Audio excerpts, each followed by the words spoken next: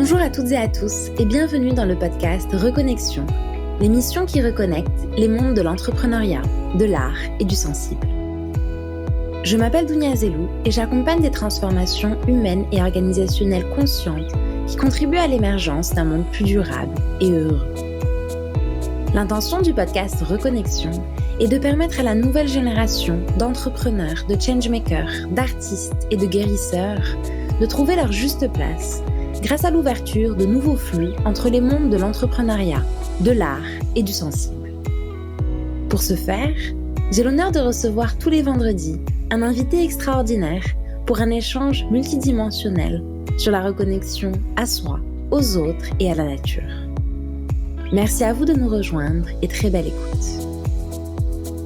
Bonjour à toutes et à tous, je suis ravie de vous recevoir dans ce nouvel épisode du podcast Reconnexion, d'un monde à l'autre, dans lequel j'accueille Delphine Duployer.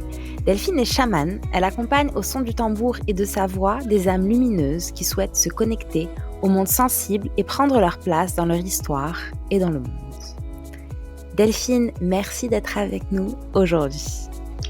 Bonjour Dounia, bonjour à toutes et à tous et merci de ton accueil. Je me réjouis de partager ce moment-là avec toi. Le plaisir est grandement partagé. Alors Delphine, être chamane, qu'est-ce que ça veut dire ? C'est une bonne question. C'est une bonne question. Oui, c'est une bonne question. Et puis, je dirais on va bien sûr en parler, échanger, voir comment chacune peut se reconnaître aussi dans ça. Parce que je pense que c'est quelque chose d'assez universel qui concerne toutes et tous. Alors avec des approches ou des pratiques ou un engagement différent, choisi ou pas d'ailleurs, plus ou moins. Parfois ça tombe dessus quand même, hein, parfois ça tombe dessus, mais en fait c'est parce qu'on était prêt, et prête à le vivre. C'est ça. Voilà. C'est ça. Et toi, dans ton chemin, pour faire la liaison, il me semble que tu étais juriste, tu as travaillé dans l'industrie automobile pendant près de 15 ans. Comment en es-tu arrivée à devenir chamane ? Alors en fait, oui, j'ai effectivement eu ce parcours-là dont je suis très fière, hein, dont j'ai beaucoup passé des très belles années et qui répondait à quelque chose que je cherchais depuis longtemps, qui était le cadre, la structure, d'avoir cette reconnaissance sociale que j'ai eue grâce à cette expérience professionnelle et j'allais dire aussi le confort, quoi, hein, parce que c'était vraiment le cas. J'avais une situation très confortable, j'avais des repères, j'avais certainement aussi beaucoup de choses qui me lassaient, hein, je m'ennuyais quand même très très souvent. Parce qu'en fait, ce que je préférais déjà depuis le début, c'était pas tellement ce que je faisais en termes de tâches à accomplir, mais c'était plutôt d'être avec les autres, de savoir ce qui s'y passait, les relations. Donc voilà, c'était déjà quelque chose de très présent, quelque chose qui a guidé d'ailleurs, mais pas dans le droit, hein, parce que j'ai fait effectivement dans mes dernières années de droit, choisi plutôt une voie autre que j'allais dire la voie classique, même si j'ai fait quelque chose de très classique. Mais en fait, j'ai travaillé 6 mois en tant que bénévole dans une association de défense des consommateurs. Et en fait, ce qui me stimulait, c'était vraiment trouver des réponses, accompagner des personnes qui étaient en recherche de solutions par rapport à une problématique. Et c'était vraiment très, très fort, en fait. Donc, dès ces instants-là, mais je pense déjà avant, ce qui m'intéresse et qui m'intéresse toujours, c'est répondre à la question, s'il y a une possibilité d'y répondre, en tout cas de chercher des réponses avec différents moyens. Et finalement, dans ce que je pratique aujourd'hui, c'est la même chose, différemment. C'est dans d'autres, C'est ça. c'est peut-être, ça paraît peut-être moins concret, a priori, mais en fait, c'est la même quête, en fait, la quête de réponse à des questions. À partir de la personne, hein. Pas des réponses toutes faites ou pas des... J'aime Voilà. beaucoup. Voilà, c'est vraiment quelque chose qui va correspondre à la personne, à son besoin. Donc écouter son besoin, identifier les pistes et puis voir si dans le travail chamanique on peut accompagner ou y répondre. Parfois on a des réponses dans les voyages. Mmh. J'aime beaucoup le parallèle que tu fais parce qu'en effet, tu en parles avec des mots très simples parce que des fois le mot voyage chamanique peut effrayer certaines personnes parce que c'est vrai qu'on est dans des mondes plus invisibles, plus subtils et il y a une moindre maîtrise par rapport à un monde plus concret, matériel. Or, c'est vrai que tu expliques assez clairement, finalement, c'est aller chercher des solutions en soi, pour soi, avec une démarche qui va aussi finalement prendre en considération la globalité de l'être dans la multidimensionnalité que nous sommes, chose qu'on est un peu moins enclin à faire, on va dire, dans nos sociétés au regard de nos conditionnements actuels. J'aime beaucoup la façon dont tu en parles et surtout que pour moi, ça fait aussi le lien finalement avec des recherches de solutions qui sont aussi amenées à être travaillées en entreprise et que il y a des voies qui s'ouvrent de plus en plus par rapport au chamanisme aussi en entreprise pour permettre de trouver d'autres solutions. Donc voilà, je tenais à mettre un petit bémol là-dessus. Merci à toi pour ce partage. Est-ce que tu peux nous dire un petit peu plus en quoi ça consiste un voyage chamanique lorsque tu accompagnes des personnes à travers cet accompagnement? Eh bien, en fait, dans nos environnements, on a peut-être un peu perdu ce lien avec des traditions, on pourrait dire, chamaniques. Euh, et en même temps, elles résonnent chez tout le monde, hein. C'est-à-dire que le vibratoire avec lequel on va travailler correspond à quelque chose que nous connaissons tous. Et donc, on va permettre quelque chose, une ouverture peut-être plus grande ou euh, dans le travail en fait vibratoire, on parle d'état modifié de conscience en fait. Alors les états modifiés de conscience, hein, Mmh. c'est un état qui est naturel que l'on connaît depuis l'enfance et donc qu'on a déjà vu pratiquer par différentes approches et puis soi-même. On peut aussi le percevoir quand on va s'endormir en fait. On va être dans cet état modifié de conscience. Après, il y a les rêves, etc. Ça, c'est autre chose. Mais c'est vrai qu'il y a différents moments de la journée où on peut le ressentir. Et ce sont des moments agréables. C'est Mmh. vraiment, ça procure beaucoup de détente, ça peut aller jusqu'à la joie et en fait, ça libère vraiment le cerveau. En fait, alors, tu sais, vous le savez certainement, hein, comment on est, constitué de 2 cerveaux, enfin 2 parts du cerveau, hein, gauche et droite et qu'en fait, dans cet état de conscience Ouais. modifié, la partie droite, hein, qui est vraiment la partie, comment dire? Rationnelle va se mettre en pause pour laisser l'autre partie s'activer et montrer les choses en fait. Elle va se détendre du fait du vibratoire, du fait de la fréquence. Donc le cerveau, il va se détendre.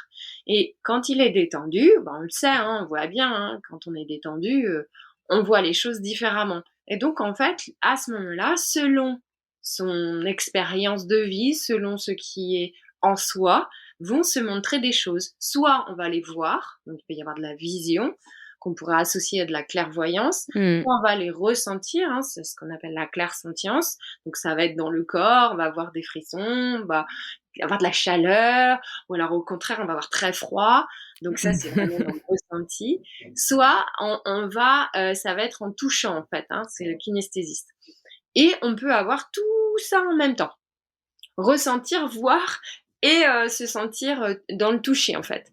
Donc c'est ça que ça va permettre, c'est d'accéder à ça en fait, dans cet état-là que permet. Alors moi je travaille au tambour, mais il y a plein de gens qui travaillent avec d'autres choses parce que pour moi le tambour c'est vraiment le son qui va être le plus réconfortant en fait.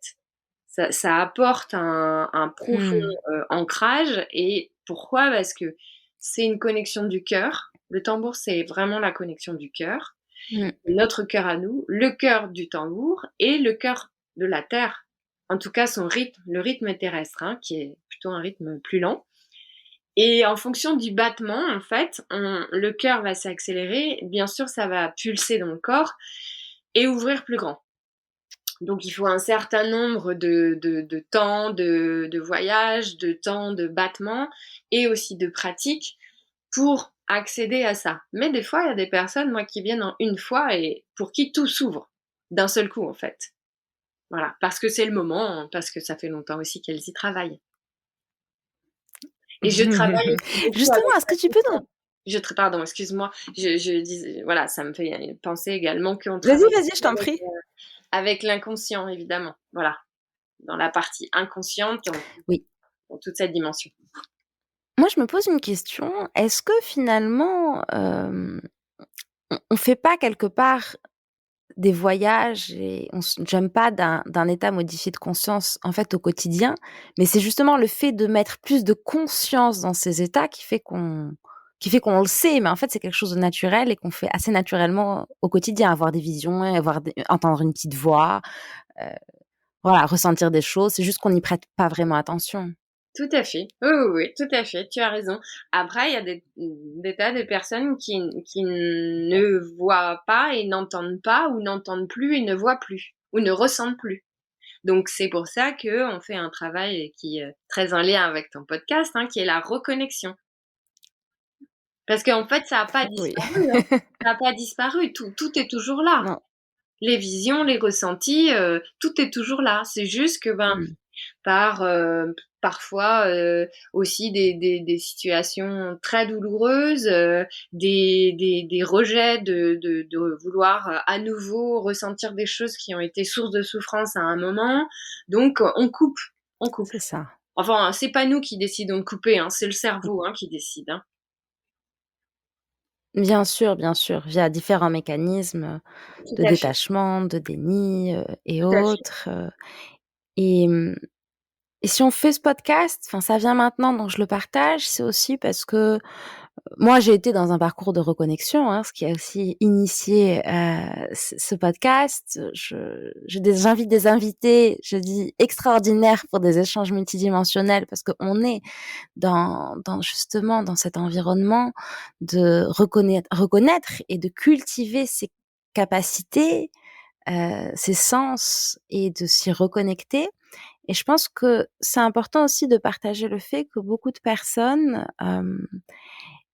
ont quelque part, des des ressentis qui peuvent être extrêmement forts et se quelque part les mettre de côté, ou parce que la société ou nos conditionnements ou l'école font qu'on n'est pas forcément autorisé quelque part à être comme ça, fait qu'on se coupe et que c'est à l'âge adulte ou c'est via des événements de vie qui font que, ben, on s'y reconnecte et on les accepte et on les autorise à exister. Donc voilà, je tenais à partager ça à ce Oui, oui. moment-là. Tout à fait, tout à fait. Oui, oui, tout à fait. C'est vraiment parfois une absolue nécessité de que le cerveau coupe ce flux-là pour la sécurité, hein, psychique, morale, Mmh. physique. Le cerveau dit stop, voilà. Et dans le même temps, ça reste quand même mémorisé quelque part et se réactivera quand ce sera le bon moment, en sens la bonne sécurité, souvent psychique, hein, pardon. Voilà, tout à fait. Mmh. Bien sûr, la sécurité est clé. La sécurité est clé. Et et du coup, par rapport à, il existe différents types d'accompagnement. Qu'est-ce qui fait que des personnes vont s'orienter vers le voyage chamanique en particulier? Et est-ce qu'il y a potentiellement des raisons ou des motivations qui font que ce type d'accompagnement est plus adapté que d'autres? Alors, en fait, il y a vraiment différentes, j'allais dire, approches ou souhaits dans ce travail-là. Moi, j'aime bien travailler quand même sur un peu de temps, hein, plusieurs séances ou plusieurs mois. Et il arrive aussi que des personnes viennent pour une seule séance parce que finalement, c'est un peu l'apothéose de leur parcours en fait. Elles viennent là pour se confirmer des choses qu'elles savaient déjà, mais qui vont se montrer sous une autre forme en pratiquant le voyage chamanique. Et souvent, c'est des gens qui vont ensuite très très vite dans leur développement parce qu'en fait, elles savent déjà, mais le voyage chamanique ou cette expérience-là les valide en fait, j'allais dire, dans ce qu'elles savent déjà, ce qu'elles ont déjà vu quand elles étaient enfants, dans tout en fait, dans leur parcours. Mais c'est vrai que moi, j'ai quand même beaucoup de personnes qui, justement, ont perdu ce lien avec leur corps, hein, avec leur ressenti, beaucoup, beaucoup. Et donc, qui sont très, très intelligents, hein, qui travaillent sur des projets, sur des... Voilà, moi, j'ai des gens qui sont ingénieurs aujourd'hui, beaucoup. J'ai, voilà, des personnes qui ont vraiment une très grande intelligence et en même temps, qui, du fait de Mmh. cette intelligence, se posent beaucoup de questions et se demandent un petit peu qui, quoi, comment, où, et pourquoi ils n'ont pas cette réjouissance-là, en fait, de joie innée, hein, puisque la joie, elle est là depuis le début, c'est pareil que le voyage, et ils la connectent plus, ils la sentent plus. Donc, ils viennent un peu, voilà, ils viennent surtout pour entendre ça à nouveau. Et là, c'est vrai que ça peut être un petit peu costaud pour eux parce que c'est vraiment du réveil à ce moment-là. Ce sont des, voilà, on reconnecte avec ce qui est déjà là.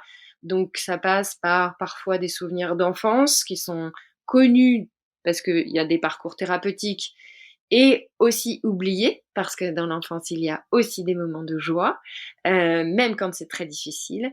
Et donc en fait on va chercher la ressource, vraiment, dans ces Mmh. parcours-là. On va chercher la ressource, les ressources.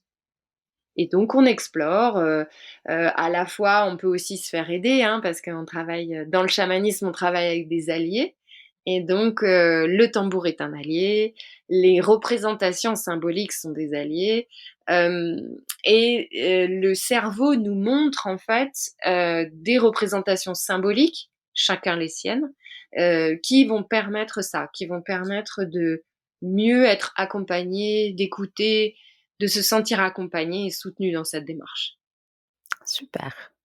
Merci, c'est intéressant de oui, en effet, avoir cette matérialisation et cette explication de ce qu'est un voyage chamanique, pour que, voilà, ce soit aussi plus connu auprès de personnes, qui souhaiteraient s'y intéresser ou s'y sentent appelées. Et pour revenir à ton parcours à toi et ce qui t'a mené, vers le chamanisme, à devenir ou être, si tu veux, chaman. Parce que je pense qu'on est quelque part et c'est juste qu'on prend l'étiquette ou à un moment de notre vie. Parce qu'on est vraiment sur on parle d'être, en fait. Donc la nature ne change pas tant que ça au fil de notre développement. Mais voilà, toi, qu'est-ce qui t'a amené à exercer le métier de chaman aujourd'hui? Vraiment le moteur, essentiel, c'est la joie que j'ai à le faire, vraiment. Même si des fois on traverse vraiment de sombres, territoires, voilà, dans lesquels on traverse, hein, le travail chamanique est Oui. souvent un travail de chaos, donc on le traverse. Voilà, moi je reste pas dans le chaos. Il y a des maîtres du chaos, hein, qui existent, hein, qui est le peuple mongol. Hein, là-bas, il y a des chamans qui sont spécialistes de ça. Moi, c'est pas mon travail. Moi, mon travail, c'est d'accompagner la personne à traverser ça. Donc, on va d'un monde Mmh. à l'autre, on traverse ensemble, et je reste avec elle tout le temps où elle a besoin de vérifier qu'elle veut bien traverser, d'être sûre qu'elle a bien traversé, d'être sûre qu'elle est bien de l'autre côté, qu'elle a traversé. Voilà. Ça me fait penser à ce travail qui vient aussi toucher, hein. On travaille beaucoup dans le transgénérationnel, on travaille beaucoup avec Mmh les mh. ancêtres, ou en tout cas la représentation que nous avons de nos ancêtres. Je travaille aussi sur les Ouais. constellations. En Mmh. constellation, il y a différentes approches, on pourra en reparler, mais voilà. Oui, oui, on réaligne quand on peut réaligner, mais en tout cas, on montre ça, notre place aussi, hein, ici, là, avec les autres, dans notre famille, quelle est notre place, quelle place on veut bien se donner, etc., etc. Donc ça, voilà, ça fait vraiment aussi partie du travail que moi je fais, et que c'est pas le cas de toutes les pratiques chamaniques. Comme en Mmh mh. fait, j'ai eu un parcours thérapeutique de plusieurs années, j'ai aussi vu ou aimer, en fait, j'aime combiner, en fait. Et j'aime amener cette dimension-là Mmh. qui nous est très propre en Europe, de la parole, des mots et de leur Ouais. sens, en fait. Voilà. Qu'est-ce que ça dit quand on parle? Je travaille beaucoup avec la vibration des mots et souvent, c'est là où on trouve des réponses aussi pour la personne. C'est très, très, très, très enrichissant d'entendre les mots vraiment, en fait, de les écouter vraiment et de travailler avec ça. Donc, je dirais que dans mon parcours, d'aussi loin que je me souvienne, et j'ai toujours senti qu'il y avait quelque chose qui m'appelait, en fait, ou qui m'interpellait. Et dans le même temps, personne n'en parlait jamais. Et, Mmh. et je me disais, parce que moi j'étais vraiment jusqu'à l'âge de 17-18 ans, vraiment que dans le ressenti. Donc j'avais énormément de difficultés à me dire clairement mon ressenti. Ça ne sortait pas en mots. Et quand ça sortait, c'était soit très destructeur pour moi, soit destructeur dans la relation parce que ça sortait ni au bon moment, ni Ouais. quand c'était demandé, ni c'était voilà, Ça a besoin de sortir. ça sortait. Alors c'est sûr que pour moi c'était libératoire, mais souvent de l'autre côté c'était pas du tout perçu comme tel. Donc Mmh. j'ai tout refermé, j'ai dit c'est une horreur cette chose-là, je n'en veux plus, je ne veux plus en entendre parler. Et donc c'est une des raisons pour lesquelles j'ai cherché de la structure au travers des études de droit, hein, qui m'ont amené ça vraiment, et surtout qui m'ont obligée à repasser par le mot. Voilà, à passer par les mots. Alors d'abord avec des textes très juridiques, très voilà, sans émotion en fait. Voilà, sans émotion. Je pense que c'était vraiment ça. Trouver quelque chose, il n'y avait pas d'émotion. A priori, parce que bien sûr que tout est émotionnel aussi dans le juridique et on va vers la personne qui va nous accompagner dans ce cadre-là. Finalement, c'est à peu près la même chose. Mais voilà, je suis repassée, j'allais dire, par le savoir. Je me souviens d'une Mmh. phrase que je disais à mes parents qui, eux, n'ont pas fait d'études du tout et que je disais: «Mais moi, en fait, pour moi, il faut que je fasse des grandes études parce que avec les grandes études, on va m'écouter, en fait». Voilà, c'était vraiment, Mmh. et il me disait: «Mais tu sais faire plein d'autres choses, tu es sûre que» parce que c'était vraiment, voilà, moi j'étais très connectée à la nature, j'adorais être dehors, voilà. Mais il me dit: «Tu es sûre, tu es sûre?» C'était vraiment avec la meilleure intention du monde en plus, hein, de leur part. Mais moi je disais: «Non, non, mais je comprends que dans ce monde-là, il faut parler et quand on parle, il faut que ce soit clair». Voilà. Donc j'ai mis tout ce temps-là et ensuite la vie a fait que, bah, comme j'avais tout fermé, j'ai continué dans ça. Trouvé un poste très structurant où on me demandait pas du tout d'émotionnel. Bon, il y a eu quelques alertes quelquefois, Je mais j'ai dit: connais. «Non, non, voilà, pas d'émotionnel, pas d'émotionnel». Et puis en fait, j'ai voilà rencontré le père de ma fille et là par contre là ça a basculé dans le très grand émotionnel et je dirais que je souris mais quand ça m'est arrivé, j'ai pas du tout trouvé ça drôle. C'est-à-dire que je me suis vraiment écroulée quoi. J'ai vécu une très grande chute. J'ai replongé dans quelque chose que j'avais vu quand j'étais enfant, c'est-à-dire un espace de néant absolu. Et là, j'ai eu très peur parce que j'avais une petite fille qui avait 18 mois et je me suis dit, il faut faire quelque chose, c'est pas, voilà, je tiendrai pas, j'y arriverai pas. Et donc, à 30 ans, je suis rentrée en thérapie. Et là, ça a commencé, voilà, j'ai passé à peu près 10 ans à essayer de me débarrasser de tout ça, des perceptions, des ressentis, mais en fait, ça n'a fait que l'inverse.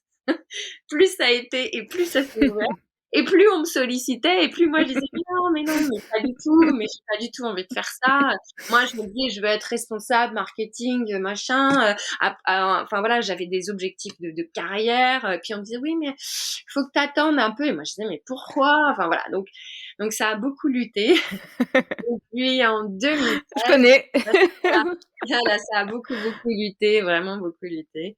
Et puis en fait, j'ai fait une expérience parce que je faisais aussi du travail thérapeutique en groupe.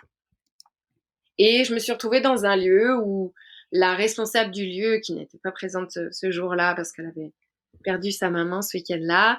En fait, ça m'a beaucoup interpellée. Ce week-end a été très compliqué et il me semblait qu'il y avait autre chose que ce que je connaissais dans la thérapie qui se passait. Et j'ai regardé son profil et en fait, sur son profil, il était question de chamanisme. J'en avais jamais entendu parler de ma vie. Ça devait être à peu près en 2010, je crois, à peu près. Et à partir de ça, j'ai commencé à me dire, tiens, c'est marrant, c'est quoi ce truc? Bon, j'en avais très très peur. Hein. Pour moi, c'était sectaire. Voilà, c'est une approche dangereuse. Et donc j'ai pris vraiment la chose à bras le corps et donc j'ai décidé d'écouter des vidéos et j'ai lu aussi beaucoup. Ça c'était grâce au juridique hein, parce que vraiment grâce à cette formation j'ai beaucoup lu et du coup j'ai d'abord repris des livres. Donc notamment un livre qui s'appelle Le Psy et le Chaman de Laurent Huguelit et Olivier Chambon que vraiment je vous recommande, très accessible et qui m'a bouleversée en fait, surtout dans la partie chamanique. Et ça a été voilà crescendo après. Après, j'ai écouté des vidéos et j'ai découvert la fondation chamanique créée par Michael Harner. Et je suis allée en initiation voilà, fin 2013. Et à partir de là, tout s'est ouvert. Voilà, confirmé encore plus. Voilà, donc voilà en quelques mots ce parcours. C'est un engagement. Merci pour ce partage. Oui. C'est un travail d'engagement, quoi qu'il en soit, et aussi réjouissant. Et en même temps, tu as à la fois fait un fort travail personnel sur toi et tu t'es formée au travers de cette fondation pour toi-même pouvoir accompagner. Oui, c'est intéressant parce que voilà, tu disais toi-même le mot chamanisme me faisait peur et en fait, je pense que ça fait, oui, encore beaucoup peur et en même temps, c'est là, ça existe, de plus en plus de personnes font appel à ce type d'accompagnement. Alors bien évidemment, on en a parlé sur des types plus, voilà, de la formation qui sont structurés et les différents accompagnateurs, et je pense que c'est chaque personne en fonction de ce dont elle a besoin au moment où elle en a besoin. Mais c'est intéressant de voir des parcours comme le tien, d'un monde à l'autre, et comment justement se déroulaient ces faits, pour mettre en œuvre, ce qui te permettait de te reconnecter, à cette partie de toi quelque part. Et merci pour la reco du livre aussi. Ça peut-être que ça résonnera pour certains de nos auditeurs. Ce podcast s'appelle Reconnexion. La mission de ce podcast est d'ouvrir de nouveaux flux entre les mondes de l'entrepreneuriat, de l'art et du sensible, pour notamment accompagner l'émergence de la nouvelle génération de changemakers à la croisée de ces différents mondes. Et j'aime bien poser une question à mes invités. Toi, dans ton chemin que tu nous as gentiment partagé, est-ce qu'il y a eu un moment fort qui t'a marqué, dans le sens de la reconnexion à toi-même? Il y en a eu plein, en fait. Il y en a eu plein. Il y en a eu des pas très agréables. Franchement, pas très agréables. Mais très, très, qui ont beaucoup réveillé, en tout cas, qui m'ont obligée, j'allais dire, à ouvrir les yeux pleinement, hein, donc à faire œuvre de lucidité, de réalisme aussi. Et puis je dirais plein de belles rencontres aussi, hein, qui sont soutenantes, qui sont valorisantes et qui permettent de se dire bon, j'y vais quand même. Et voilà, et je dirais que moi, vraiment le point, émergent de tout ça, c'est cette expérience en Suisse à la Fondation chamanique parce que ça a été 3 jours d'une intensité incroyable. Hein, d'ailleurs, j'ai mis plusieurs semaines, plusieurs mois à intégrer, à comprendre ce avec quoi je travaille toujours. Mais en fait, j'ai eu une chance incroyable parce que ça a ouvert. On travaille souvent avec des mondes et dans mes mondes à moi, ça a vraiment ouvert plusieurs mondes en 3 jours. Donc c'était impossible pour mon cerveau de réfuter ça en fait. Donc ça a été très fort, peut-être trop fort parce que sur le coup, je me disais c'est pas possible et dans le même temps, et dans le même temps, j'étais qu'avec des êtres très bienveillants, qui avaient même plutôt un regard sur moi en disant: «Mais pourquoi est-ce que tu n'y crois pas? Puisque c'est ce qui se passe pour toi». Et moi, j'avais encore un peu de résistance, hein, Mmh. c'était très, très fort et ils avaient l'air de vivre tout ça absolument, naturellement, dans un cadre, magnifique puisque nous étions dans les montagnes suisses. Donc voilà, très tranquillement, en fait. Il y avait pas, voilà, il y avait pas Mmh. d'histoire compliquée. C'était juste OK, accueille ça, prends ce qui est pour toi et à la limite, n'en fais pas plus. Voilà, n'en fais pas plus. Prends ça, c'est pour toi. Voilà, c'est à Mmh. toi et c'est pour toi. Donc j'allais dire, prends aussi ta responsabilité d'adulte maintenant que tu sais ça. Et je me souviens très bien que la chamane m'avait dit: «Oh, toi, dans 6 mois, les choses vont beaucoup changer pour toi». J'étais encore dans le groupe automobile. Bien sûr que j'avais envie de partir, bien sûr, mais ça faisait des années que je le disais. Et 6 mois plus tard, j'étais partie quand même. Donc elle savait très bien que ce qui s'était produit était, bien plus grand que ce que je n'imaginais, bien plus grand. Et peut-être c'était mieux, hein, que j'ai pas compris, voilà. Donc j'avais encore voilà, c'est Oui, oui, oui. très fort, c'est vraiment un moment très fort et je continue à travailler avec ça, hein, bien sûr, bien sûr. J'aime beaucoup quand tu parles de il y a 2 points qui attirent mon attention. Le premier, c'est le mot responsabilité. Je pense en effet qu'il y a un sujet de passer de l'âge voilà, de l'enfant à l'adulte, mais pas tant dans le corps physique, parce que je pense que, voilà, c'est pas très clair aussi les séparations entre ces différents mondes, mais plus se dire, bah, quelque part, je sais qui je suis et si j'ai ça, c'est que j'ai peut-être une responsabilité, notamment en termes de contribution par rapport au monde, ce que j'apporte et ma mission et le rôle que j'ai à jouer. C'est ce que tu fais d'ailleurs en accompagnant justement des personnes à prendre leur place dans leur histoire et dans le monde et et je trouve que c'est intéressant aussi de voir ce côté finalement. Le deuxième point qui m'a marqué, c'est quand tu dis: «Il y a juste à prendre»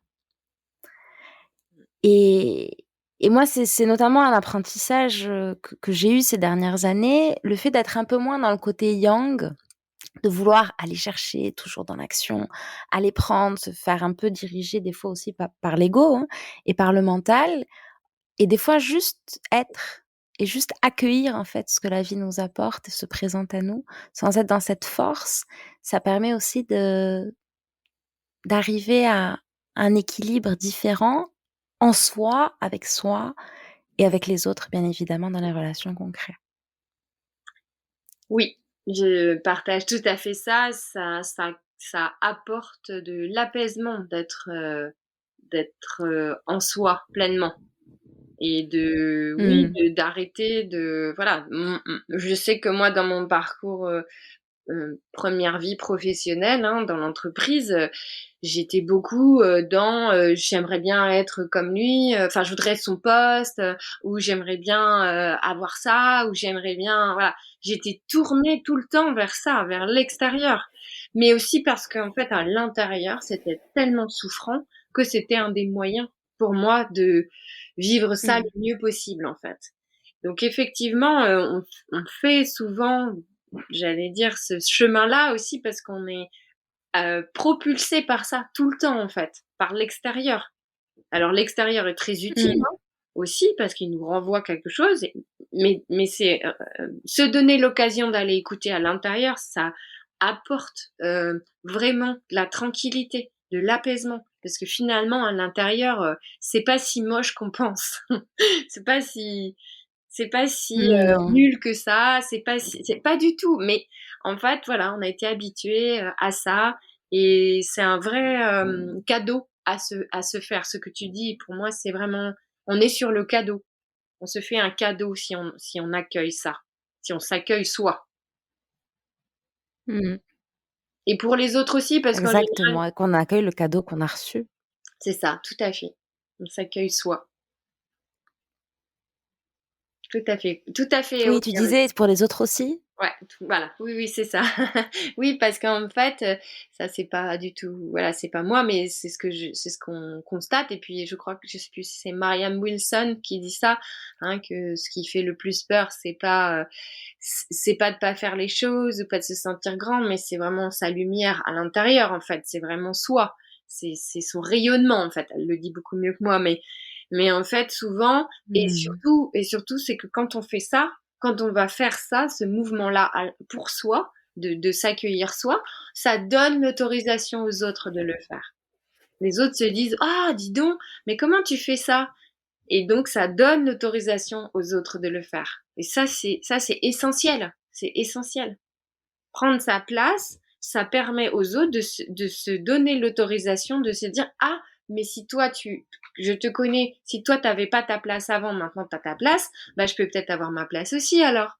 Bien sûr, bien sûr.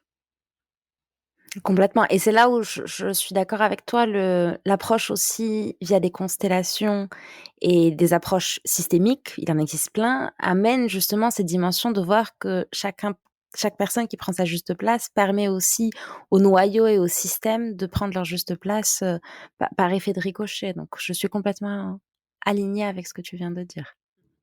Chouette. Chouette, chouette. D'où le mix des approches transgénérationnelles. Moi, j'aime beaucoup. Enfin, je le fais aussi, mais vraiment le fait de pouvoir mixer le transgénérationnel, les voyages chamaniques, les constellations, ça apporte une profondeur et une complémentarité d'approches et de pratiques qui permettent d'aller dans plusieurs mondes et d'un monde à l'autre. C'est ça.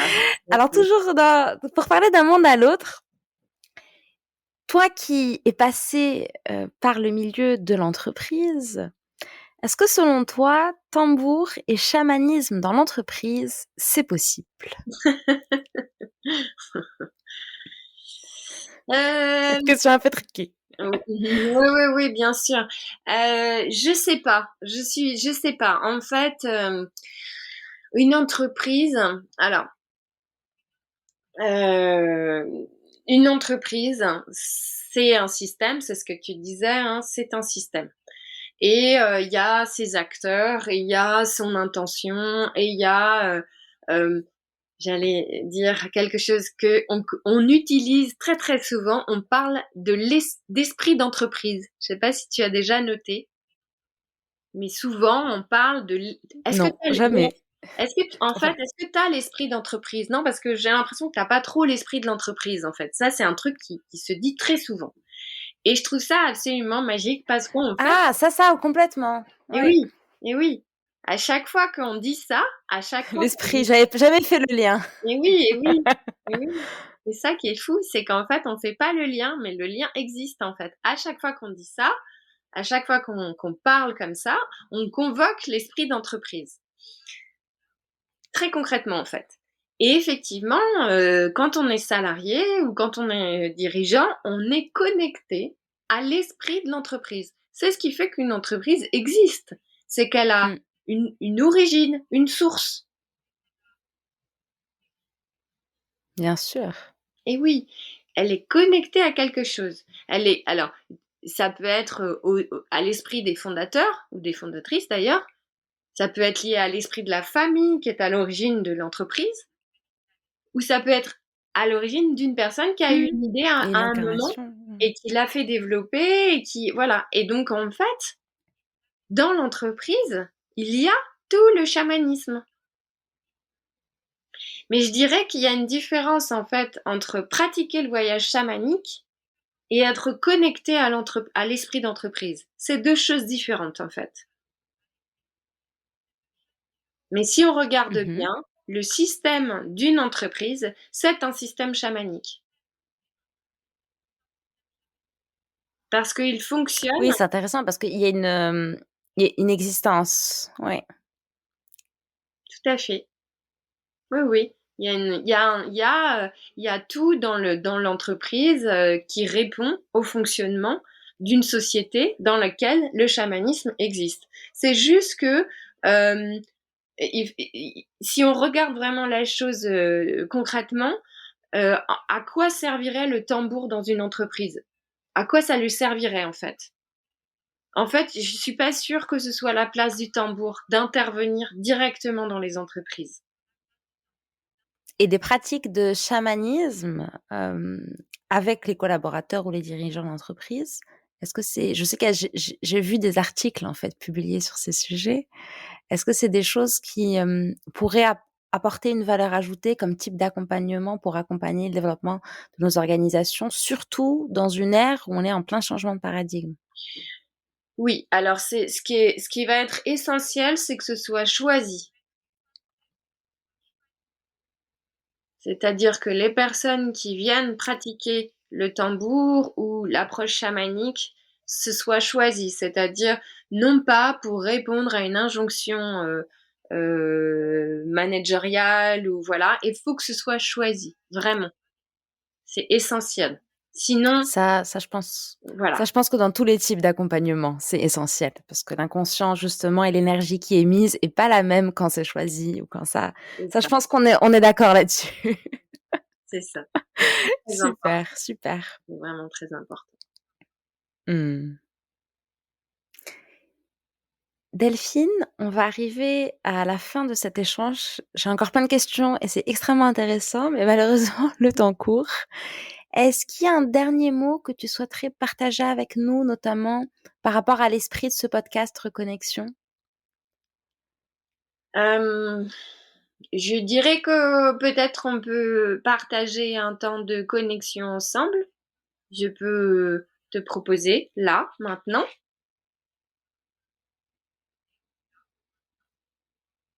Avec grand plaisir. Voilà. Allons-y. Et donc, avec l'idée ou l'envie, l'intention de ça, c'est que les personnes qui écoutent là, voilà, prennent un temps de respiration. Peut-être pensent à quelque chose qui les embête un peu en ce moment. Quelque chose qui les embête. Pas un traumatisme, pas une chose, mais quelque chose, voilà, un peu embêtant, je sais pas, quelque chose qui peut être professionnel ou personnel. Et que dans ce temps-là, ils se laissent juste traverser par ce qu'ils vont entendre. Voilà. Merci.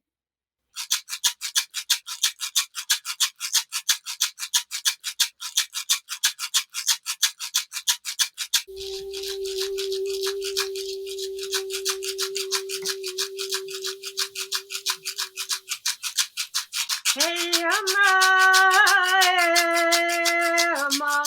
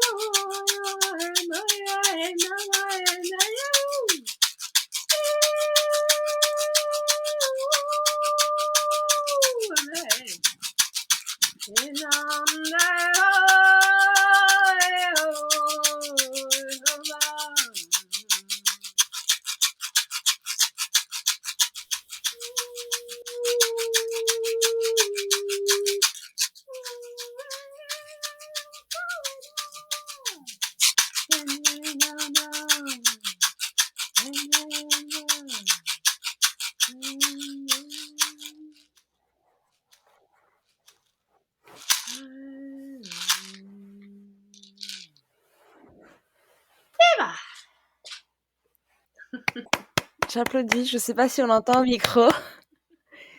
Merci, merci Delphine. Est-ce que tu peux nous expliquer en quelques mots ce qui vient de se passer?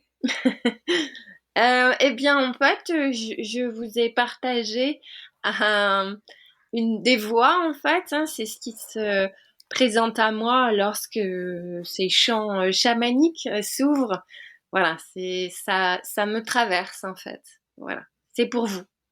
Je vous laisse l'accueillir et puis Merci. voilà, vraiment que chacun, s'ils veulent échanger, partager, n'hésite pas sur le sujet, bien sûr, de ce qu'ils ont perçu, ressenti ou pas, peu importe en fait. C'était pour vous, c'était pour toi aussi, bien sûr, et pour moi parce que j'ai beaucoup de joie à le faire. Merci infiniment Delphine pour ce partage. Pour nos auditeurs, on mettra les liens vers le site web et les pages Insta et LinkedIn de Delphine si vous voulez la contacter également. Et merci à toi infiniment pour cette co-création, ce moment de partage de cœur, de nous avoir livré les informations, de nous avoir transmis ce que tu savais sur ce que tu as appris, sur les enseignements que tu as pu avoir, ton propre parcours, mais également sur les transmissions que tu apportes aux autres. Merci beaucoup, Delphine. Merci Dunia, belle journée à toi. Merci. À très bientôt. Merci. Au revoir. Qu'est-ce que cet épisode vous a apporté ? Si l'exercice vous appelle, je vous invite à mettre cet audio sur pause et à prendre un temps pour noter ce qui vous vient à l'esprit. Merci à vous d'avoir écouté le podcast Reconnexion, l'émission qui reconnecte les mondes de l'entrepreneuriat, de l'art et du sensible. Si vous souhaitez rejoindre notre tribu, partager vos impressions ou aider notre podcast, je vous invite à aller sur notre site web www.reconnexion.podcast.com. Vous aurez un aperçu des différents moyens que nous proposons pour co-créer ensemble et continuer à faire grandir notre podcast. Si vous pensez que cet épisode peut être utile à quelqu'un autour de vous, n'hésitez pas à en parler et à le partager. Et si vous pensez qu'il vous a été utile d'une manière ou d'une autre, n'oubliez pas de nous laisser une note et un commentaire. Merci encore et rendez-vous au prochain épisode.